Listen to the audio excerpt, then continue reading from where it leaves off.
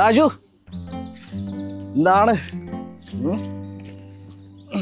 എന്റെ PSC പഠനമൊക്കെ എങ്ങനെ പോകുന്നടേ? അതൊക്കെ ഉണ്ടെണ്ണ, അങ്ങോട്ട് സെറ്റ് ആവുന്നില്ല. ഇതൊക്കെ ഇപ്പോഴും ഉണ്ടോടെ? നീ ഏതോ ബെഡാ ഇൻസ്റ്റിറ്റ്യൂഷനിലൊക്കെ ജോയിൻ ചെയ്യുന്നു കേട്ടോ. അതെ അണ്ണ, 3-4 വർഷമായി. വീട്ടുകാർക്കൊന്നും വലിയ പ്രതീക്ഷയില്ല.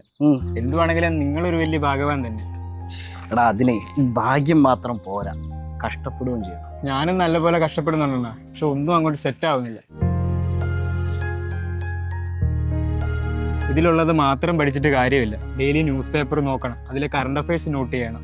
എത്ര പരീക്ഷകൾ എഴുതി, വീട്ടുകാരുടെ കാശ് പോയത് മാത്രം വെച്ച്. നീ ഇങ്ങനെ സെഡ് ആവല്ലേ? നിന്റെ ഫോണിൽ കിടത്തേ.